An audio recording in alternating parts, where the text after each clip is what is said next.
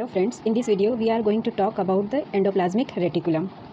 Endoplasmic reticulum is found in cytoplasm. It is found in both prokaryotic cell as well as eukaryotic cell. It's the membrane bounded organelles. Means plasma membrane is also present around the cell organelles. It's join the part of nuclear membrane and plasma membrane.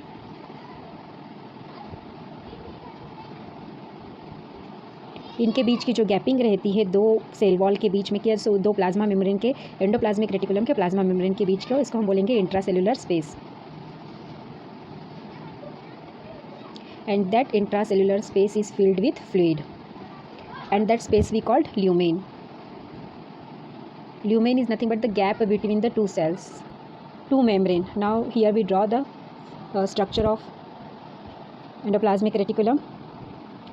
This is the part of nucleus. We know that the nucleus is the nuclear membrane and it has rupture at middle and the pore are present that we call the nuclear pore. ये जो part है हमारा nuclear membrane से हमारी जो endoplasmic reticulum कुछ इस तरह से जुड़ी होंगी स्टैक लाइक स्ट्रक्चर में. ये एंटायर स्ट्रक्चर है जो न्यूक्लियर मेम्ब्रेन से जुड़ा होगा. सभी न्यूक्लियर मेम्ब्रेन के पास ये आपका अवेलेबल नहीं होगा बट मे बी ये प्रेजेंट है. Suppose that is the structure and this is the outer covering of the cell that we call the plasma membrane. ये आउटर कवरिंग तक आपका अटैच रहता है near up to plasma membrane. So this is our part of nuclear membrane and this is the cytoplasm. Cytoplasm में हमारा suspended है and that we called endoplasmic reticulum.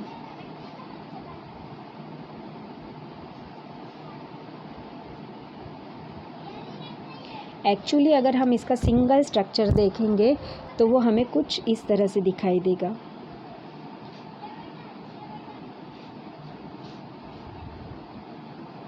जो नीचे की तरफ से एक सैक लाइक स्ट्रक्चर बनाता है, एक बैग लाइक स्ट्रक्चर बनाता है and that difference between the two cell membrane ये जो है वो कहलाएगा हमारा lumen. And all this cavity, all this lumen, ये जो पूरा का पूरा पार्ट है ये आपका फिल्ड होगा इनर साइड से as a fluid. Endoplasmic reticulum or ER is divided into two types. The first we called rough endoplasmic reticulum.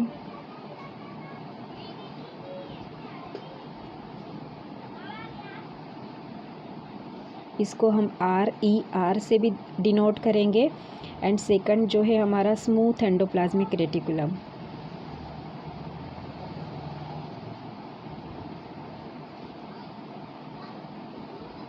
जिसे हम बोलेंगे SER. अब रफ एंडोप्लाज्मिक रेटिकुलम क्या होता है?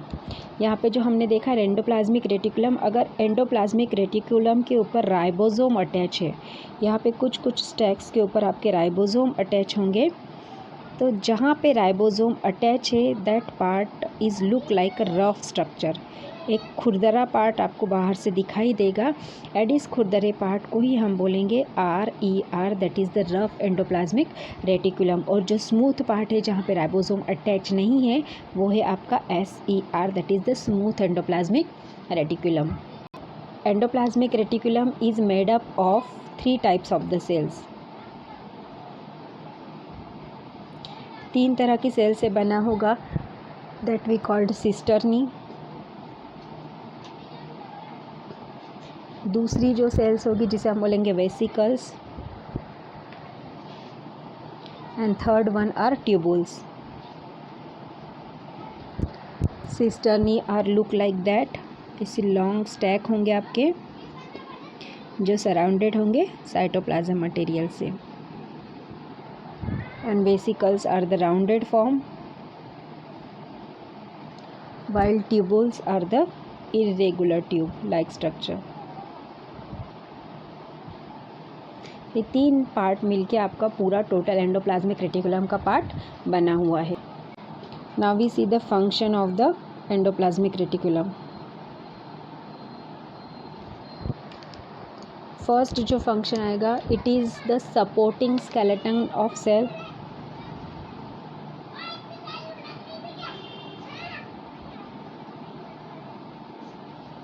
क्योंकि सेल के अंदर आपका न्यूक्लियर मेम्ब्रेन से लेके प्लाज्मा मेम्ब्रेन तक रन अप कर रहा है, तो एक स्ट्रक्चर प्रोवाइड करता है दूसरा है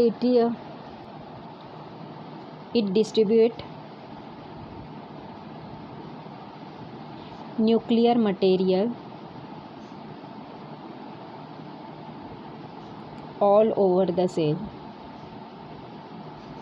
क्योंकि वन एंड से आपका न्यूक्लियर मेम्ब्रेन से अटैच है और दूसरे एंड से प्लाज्मा मेम्ब्रेन से अटैच है, तो पूरे सेल के अंदर सभी चीज़ों का इक्वल डिस्ट्रीब्यूशन करने का काम भी आपका एंडोप्लाज्मिक रेटिकुलम करता है। Then it form some enzymes, और ये एंजाइम्स बना रहा है हमारे लाइसोसोम्स के लिए। हमने कहा था कि lysosomes are phagocytic in nature है, जो हमारी सेल के अंदर की जो डर्बिडिटी है, जो डस्ट है, जो गंदगी है, वो लाइसोसोम उसको इनगल्फ करता है। तो उसको डाइजेस्ट करने के लिए उसके पास कुछ एंजाइम चाहिए रहते हैं, तो वो एंजाइम हमारा एंडोप्लाज्मिक रेटिकुलम उसको बनाने में हेल्प करता है। एज वेल एज वो आपके स्टेरॉइड हार्मोन बनाने में भी हेल्प करता है, स्टेरॉइड्स एंड कोलेस्टेरॉल। इसके प्रिपरेशन के लिए भी एंडोप्लाज्मिक रेटिकुलम आपका हेल्प करता है। वाइल जो RER है, रफ एंडोप्लाज्मिक रेटिकुलम, ये हमारा राइबोसोम को अटैच होने के लिए जगह देता है, एंड दैट्स वाई राइबोसोम को अटैच करने के लिए जगह देता है, that's why the protein is synthesized by ribosome. Ribosome जो प्रोटीन प्रिपेयर्ड कर रहे हैं, उस प्रोटीन को सभी जगह इक्वल डिस्ट्रीब्यूशन करवाता है।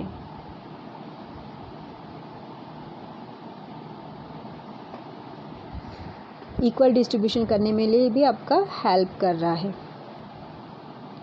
Cell membrane and other organelle membrane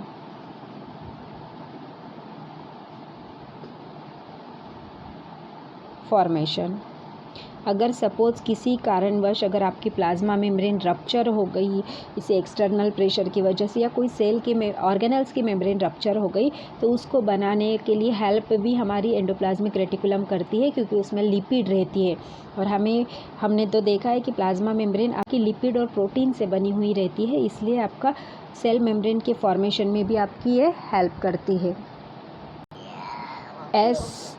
SER smooth endoplasmic reticulum in liver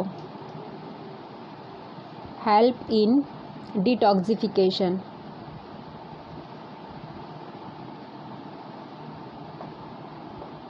liver को क्लीनिंग करने के लिए, या कुछ टॉक्सिक मटेरियल सपोज़ लीवर के अंदर आपके एंटर हो गए, तो उसको बॉडी में से आउट करने के लिए, एग्जिस्ट करने के लिए भी आपकी लीवर के सेल्स के अंदर जो स्मूथ एंडोप्लाज्मिक रेटिकुलम है वो आपकी हेल्प करती है।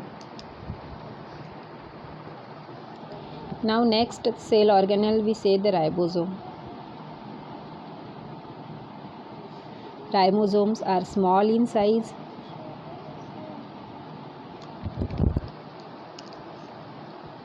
They are found in both nucleoplasm and cytoplasm.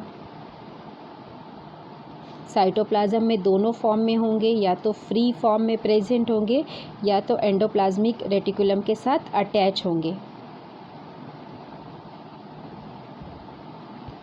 दोनों फॉर्म में आपका ऑकरेंस उसका मिल जाएगा।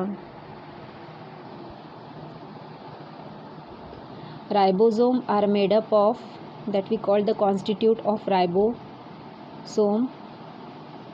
It is made up of ribonucleic acid plus protein.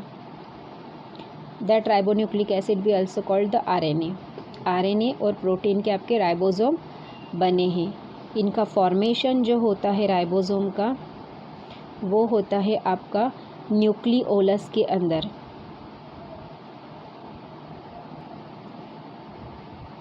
ये हमने देखा कि ये हमारा न्यूक्लियस है और न्यूक्लियस के अंदर हमारा न्यूक्लियोप्लाज्म जो लिक्विड मटेरियल प्रेजेंट है और यहाँ पे एक डेंस स्ट्रक्चर प्रेजेंट होगा। दैट डेंस स्ट्रक्चर, रिजिड और डेंस स्ट्रक्चर प्रेजेंट होगा जिसे हमने कहा था न्यूक्लियोलस। यहाँ पे राइबोसोम का फॉर्मेशन होता है एंड इसके अलावा यहाँ पे क्रोमैटिन मटेरियल्स भी आपके प्रेजेंट थे। राइबोसोम के 2 सब यूनिट रहते हैं, मीन्स 2 सब यूनिट से आपका बना रहता है। एक सब यूनिट रहता है बिग इन साइज़ का एंड दूसरा सब यूनिट रहता है स्मॉल इन साइज़ का। Generally it is the rounded form structure, इस तरह से होगा। ये बिग सब यूनिट है एंड ये आपका स्मॉल सब यूनिट है। तो प्रोटीन सिंथेसिस के दौरान जनरली ये ओपन अप कंडीशन में रहते हैं, बट प्रोटीन सिंथेसिस के दौरान इसकी असेंबली आपको देखने को मिलती है। Assembly is nothing but the attachment of big size of सब unit with the small size of सब यूनिट। इस तरह से हमारा राइबोसोम का कंप्लीट स्ट्रक्चर दिखाई देता है। इसका जो फंक्शन है, इकलौता most important function of the ribosome that is the it help in the protein synthesis।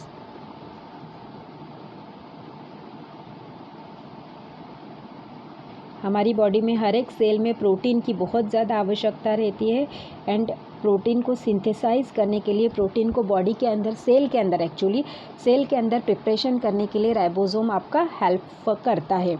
यहाँ एंडोप्लाज्मिक रेटिकुलम में एक पॉइंट आपका छूट गया था बेटा, that is the RBCs, ER is absent in RBCs। हमारी जो रेड ब्लड सेल्स है उसमें आपका जो एंडोप्लाज्मिक रेटिकुलम रहता है वो प्रेजेंट नहीं रहता है। तो ये यहाँ पे हमने एंडोप्लाज्मिक रेटिकुलम एंड राइबोसोम के बारे में जानकारी ली। आई होप आपको ये वीडियो अच्छा लगा होगा। इसके जो नेक्स्ट पार्ट है इसमें हम जो अदर सेल ऑर्गेनल्स हैं उनके बारे में देखेंगे। Thank you.